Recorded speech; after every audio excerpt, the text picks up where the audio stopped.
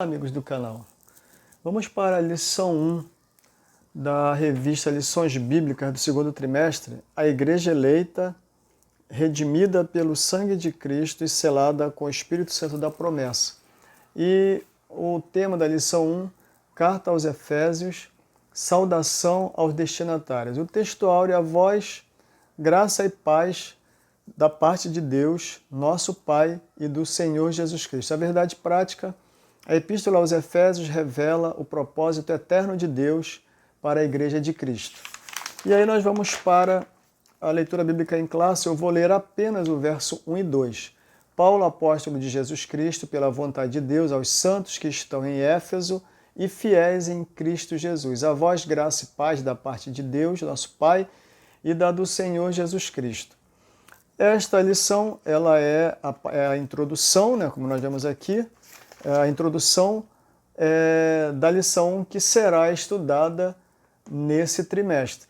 Então, carta aos Efésios, saudação aos destinatários. Aí nós já partimos para a introdução. A Epístola aos Efésios, denominada a coroa dos escritos de Paulo, e ainda de a rainha das epístolas. Nela, o propósito eterno de Deus para a igreja está revelado por meio de Cristo Jesus. Nesta lição, estudaremos os aspectos introdutórios e as principais abordagens doutrinárias da epístola. Durante esse estudo, o conteúdo da epístola deve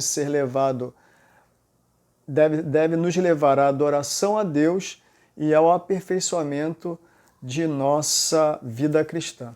Autoria e data. Nós sabemos que Paulo, ele é considerado o autor desta lição, né? Nós vemos aqui o seguinte: conforme o costume da época, o autor inicia a carta declarando sua identidade. Paulo, apóstolo de Jesus Cristo. Então é considerado o autor desta lição. A assinatura apostólica, nas 13 cartas de sua autoria, o apóstolo se identifica como Paulo, nunca como Saulo, provavelmente por considerar o nome mais apropriado para evangelizar no mundo gentílico. É bom nós tocarmos nesse ponto aqui, que existe muitas divagações com relação a essa ideia de Saulo que se transformou em Paulo e não sei mais o que. Evidentemente que é preciso você observar o seguinte: Paulo, ele foi chamado por Deus para ser o apóstolo que pregaria a reis e gentios. Primeiro, Paulo foi um judeuzão, todo mundo sabe disso, foi um judeuzão que defendia a lei com a ferro e fogo, a ponto até de consentir na morte de Estevão, todo mundo sabe disso, e ele se punia. Eu creio que Paulo viveu se punindo a vida inteira por ter consentido na morte de muitos de crentes que se converteram a Cristo, né? Ele se sentia o menor dos apóstolos porque ele dizia: porque eu persegui a igreja de Deus. E nós vemos aqui que ele, ao se converter, ele mudou completamente o seu modo de ver a fé, o modo de ver aquilo que aquelas pessoas pregavam. E sendo ele um judeu que também tinha cidadania romana, quem conhece um pouco da história sabe que os judeus naquela época, estou falando daquela época, não estou falando dos dias de hoje, estou falando daquela época. Os judeus eles tinham muitos problemas por conta da questão da fé. O povo em torno dos judeus, eles eram pagãos. Roma, que dominava, era extremamente pagã. As nações, outros povos dominados por Roma, tinham seus deuses, como é o caso de Efésios, que a gente vai estudar aqui, né? Artemis ou Diana, deusa dos Efésios. Eles eram pagãos, plenamente pagãos. E Paulo, então os judeus, eles tinham a permissão. Eu estou lendo um livro agora, a biografia de Paulo, até de um livro da editora Thomas, não me recordo agora, não lembro, Thomas alguma coisa, não lembro. Eu coloco aqui depois para vocês o livro. E ali fala que havia uma certa indisposição com o povo judeu, né? Porque a Roma permitia que os judeus continuassem cultuando ao seu Deus. mas havia ciúmes, havia dificuldades, porque o povo judeu cria num Deus que não tinha rosto, não participava das festas pagãs, então isso gerava uma série de problemas para os judeus que viviam no mundo romano. Muitos judeus não viviam na Palestina, viviam em Roma, viviam em outros lugares. Existiam as sinagogas, tanto é que quando Paulo chegava numa determinada cidade, ele sempre procurava a sinagoga, e muitas vezes ele não estava. Paulo viveu mais fora do ambiente judaico do que dentro, quando ele se converteu a Cristo. E certamente ele utilizar o nome Saulo, que era Saul, né? Saulo, que era o nome judeu, possivelmente lhe traria alguma dificuldade nesse ambiente hostil aos judeus. Então é evidente, se ele era romano, tinha cidadania romana, por que não usar o Paulus, né? Ou Paulo, como nós conhecemos na nossa língua portuguesa? Ele vai utilizar isso para facilitar a sua inserção nesse mundo gentílico. Tanto é que você vai encontrar, se bem me lembro, em 2 momentos, ele arguindo a sua cidadania romana. Com certeza. Uma foi lá, quando ele foi aprisionado em Jerusalém, que eles já iam a chicoteá-lo, açoitá-lo. Ele vai dizer, mas vocês vão bater no judeu, no romano, sem tê-lo julgado, sem que tenha sido condenado, e o camarada fica assustado. Teve aquele outro caso lá em Filipos, né? Que ele foi açoitado, ele e Silas foram açoitados, e depois mandaram que eles saíssem da prisão. Ele vai dizer assim, vocês açoitam um romano sem julgamento, sem nada, e agora vocês mandam que ele saia assim escondido? Não, venham aqui agora e nos tirem daqui, porque vocês não cumpriram a lei romana, que não permite que um cidadão romano seja açoitado sem julgamento, sem condenação. Então, ele fazia valer a sua cidadania romana. E o fato dele ser Paulo, certamente, usar o nome Paulo, certamente estava inserido nesse contexto de facilitar a sua inserção nesse ambiente gentílico. Fique claro aqui essa observação. Thomas Nelson, agora eu lembrei, Thomas Nelson é o nome da editora. Paulo, uma biografia. Eu vou deixar aqui, eu vou tirar uma foto dela e vou colocar aqui para você ver. É um livro muito interessante. Inclusive, nesse momento, a livraria Editora Cristã está vendendo uma coleção, Paulo para Todos. Se bem me lembro, é do mesmo autor do livro que eu vou disponibilizar aqui para vocês. É uma coleção completa com um preço bem interessante. Eu não estou ganhando nada com isso não, tá, gente? Nem vou botar na descrição aqui, mas estou dando a dica para vocês aí. Então, nós caminhamos aqui, né, a assinatura apostólica, né, de Paulo, provavelmente por considerar o nome mais apropriado para evangelizar no mundo gentílico, como eu falei. Uma epístola da prisão. São as chamadas epístolas da prisão, tem outras epístolas, como nós vemos aqui, Filipenses, Colossenses e Filemon. Paulo estava preso em Roma, então ele estava, vamos dizer assim, não estava naquela rotina do ir e vir. Essas epístolas, elas foram escritas com uma certa calma, né? Não posso dizer que ele estava com espírito calmo, porque você está aprisionado injustamente, eu não sei se permite você ter tranquilidade, se sentir tranquilo, né? Mas Paulo era servo de Deus, ele vai dar muitos exemplos para a gente. Então Paulo estava na prisão e ele vai escrever essa carta. Essa carta aqui é o que nós chamamos de carta circular. Nesse mesmo livro que eu falei agora há pouco, o autor diz que os primeiros escritos, os mais antigos, não indicavam que essa carta fora mandada para a igreja de Éfeso. Alguns entendem que a palavra Éfeso, ou seja, indicar qual era a igreja, foi colocada posteriormente por um dos escribas que talvez tenha feito ali uma cópia da verdadeira carta, da carta original, né? Mas alguns dizem que essa carta não estava endereçada efetivamente a Éfeso. E aí você vê que essa carta era uma epístola da prisão, era dentre as outras cartas que nós vemos aqui. Ele vai colocar aqui que ele era um embaixador em cadeias, ele estava preso, né? Por causa do Evangelho de Cristo. E a data dessa carta,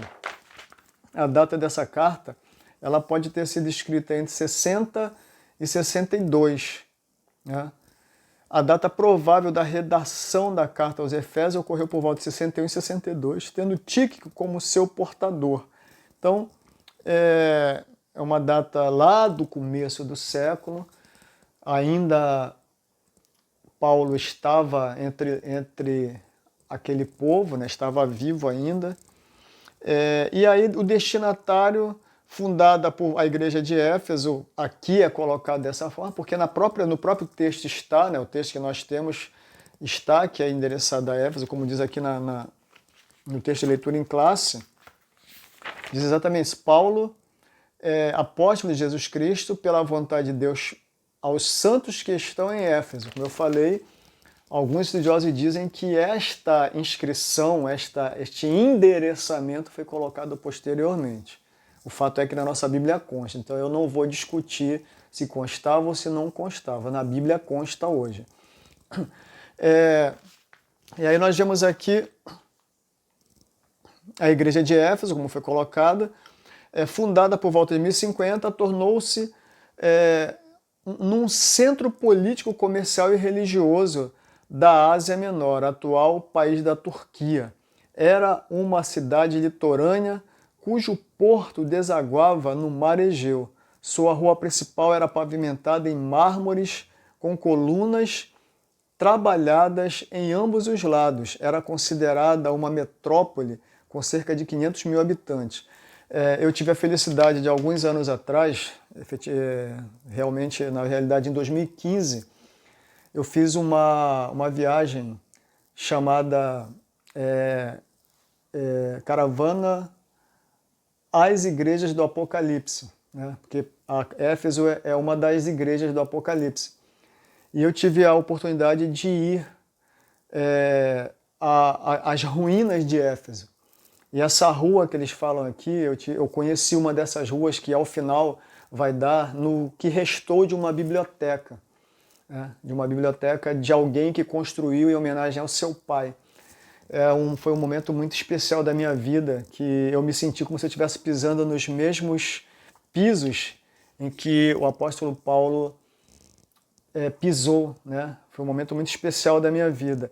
E realmente é uma cidade que fica numa parte elevada, né? Então você vai descendo, caminhando por vários locais, é uma coisa muito bonita e fica muito próximo também de Laodiceia. E essa carta, supostamente, possivelmente, ela circulou naquela região, tendo passado possivelmente por Laodiceia também, né? É bem interessante isso.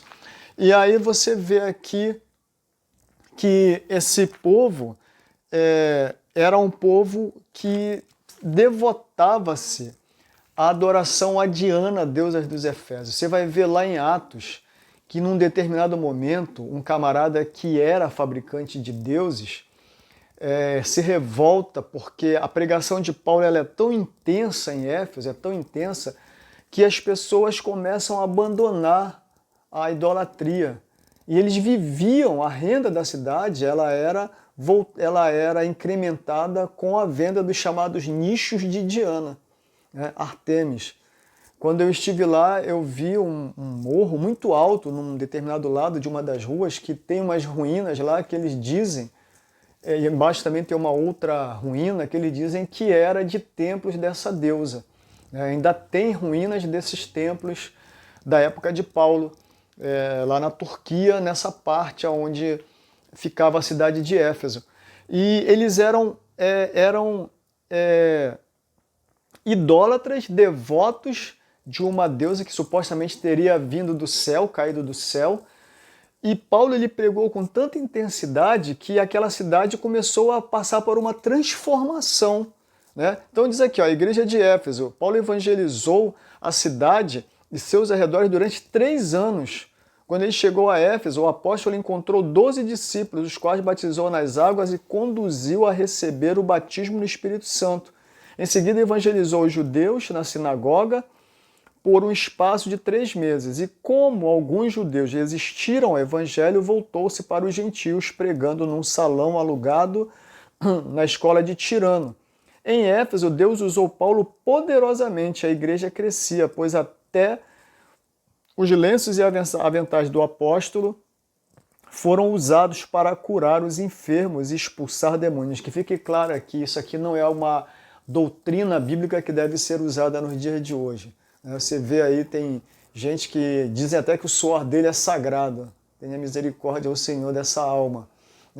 Então isso não é para ser uma prática na igreja, não é tijolinho, não é sabonete, não é rosa ungida que vai te curar. Quem cura é o Senhor Jesus. Quem faz milagres é o Senhor Jesus.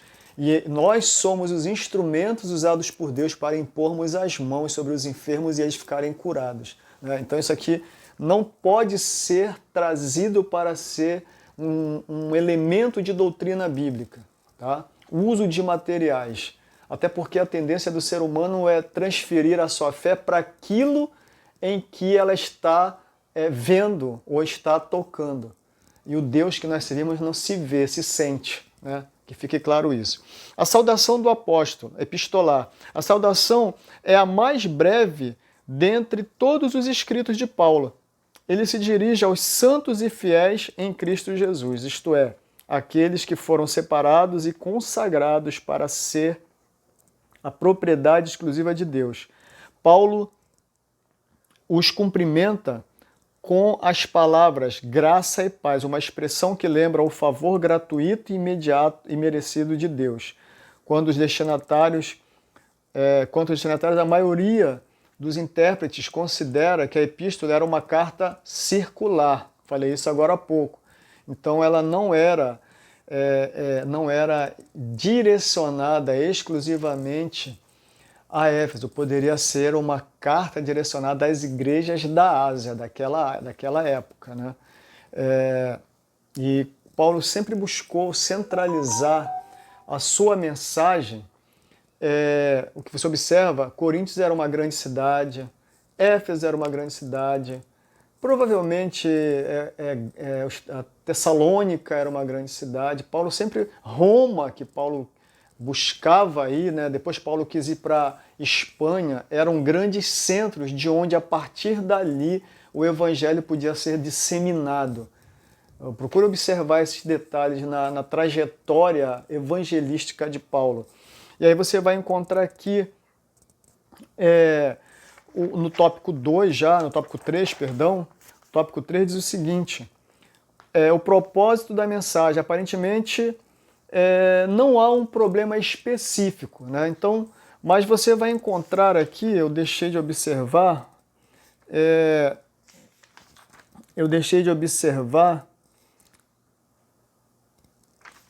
não, ainda não deixei não, vamos voltar aqui. O propósito da mensagem. Então, um problema específico, não se acha um problema específico. Mas veja assim, olha, algumas situações são observadas. Preocupação com a unidade e a paz entre os judeus e gentios cristãos.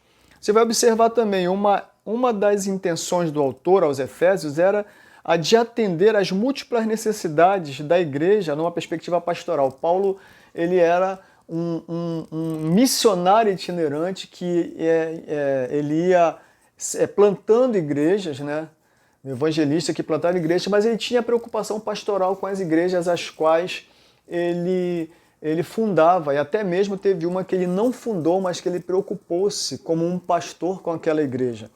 E aí você vê aqui tem mais, uma das intenções era essa, uma perspectiva pastoral. Então, ele vai mandar essa carta, observa algumas questões que devem ser, deve-se ter cuidado para que a igreja ficasse bem orientada, bem instruída. Você vai observar aqui, por exemplo, a mensagem. Na mensagem seguinte, a mensagem de Éfeso gira em torno de duas temáticas.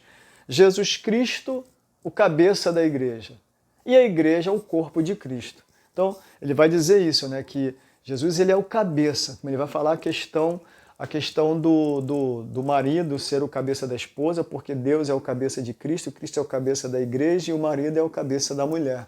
Você vai estudar isso ao longo do trimestre. E aqui ele vai, a temática principal é essa, mas nós podemos também observar outros pontos. Por exemplo, podemos classificar os desmembramentos desses assuntos nos seguintes eixos temáticos: a consumação do plano eterno de Deus na pessoa de Jesus Cristo, a atuação do Espírito Santo como penhor e experiência de salvação, a reconciliação dos povos por intermédio da cruz de Cristo. Não há mais judeu nem grego, mas existe a igreja, de onde dois povos formou-se um, sabemos disso. A revelação do mistério da vontade de Deus por obra do Espírito Santo, né? Qual é o mistério de Deus? É a igreja, nós vamos estudar isso, a igreja de Cristo. Você vai estudar isso nas próximas lições. No item 5, um novo estilo de vida baseado na unidade, na comunhão com o Espírito Santo, na frutificação e na adoração e na intercessão do Espírito. E no mais aqui você vai encontrar, portanto, a epístola contém uma combinação de doutrina, fé e prática da vida cristã, ou seja, de tudo quanto Deus fez e do que se espera que a igreja faça. Então, você vai observar aqui que primeiro ele dá instruções e depois ele dá instruções sobre essas questões relacionadas à inserção espiritual da igreja em Cristo e de Cristo na igreja, e depois os 3 primeiros capítulos têm essa finalidade, e depois os 3 últimos vai levar os crentes a aprenderem a viver na vida prática a sua fé cristã. É isso que Paulo vai ensinar. Então nós observamos aqui, estou sendo bem objetivo, bem rápido, que Paulo, esse momento é apenas uma apresentação. Então nós vimos aqui no tópico 1 o destinatário, no tópico 2 nós vimos,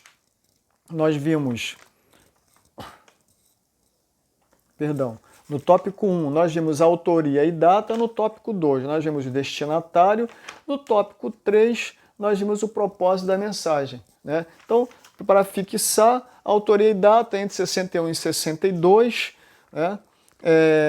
Expliquei aqui sobre o nome de Paulo ser usado em vez de Saulo.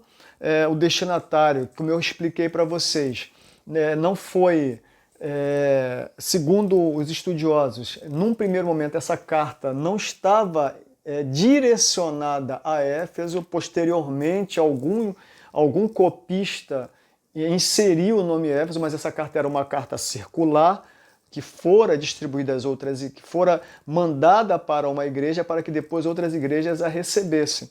E por último, nós vemos aqui o propósito da mensagem, ou seja, mostrar que Cristo é o cabeça da igreja e que nós, igreja, somos corpo de Cristo.